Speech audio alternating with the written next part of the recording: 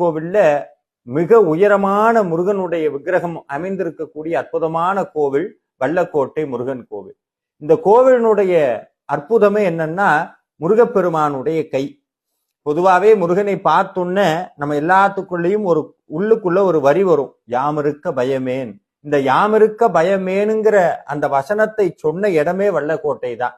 வல்லன்கிற அசுரன் தன்னுடைய அசுர சக்தியினால் தேவர்களை எல்லாம் ரொம்ப கொடுமைப்படுத்துறான்.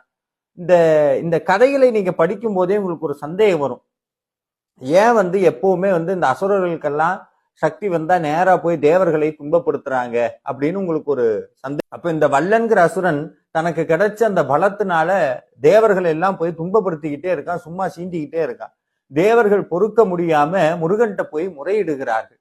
அப்ப முருகன் சொன்னாரா, கையை உயர்த்தி கவலைப்பட வேண்டாம், யாமிருக்க பயமே, நான் அவனை பார்த்துக் கொள்கிறேன்னு சொல்லி அவனுடைய கோட்டையை தன்வயப்படுத்தி கொண்டு அந்த வல்லன்கிற அசுரனை அழித்து அவனுக்கு முக்தி கொடுத்து அந்த கோட்டையை வல்லக்கோட்டையாக மாற்றி அந்த இடத்தில் முருகப்பெருமான் தேவர்களுக்கு காட்சி கொடுத்தார்.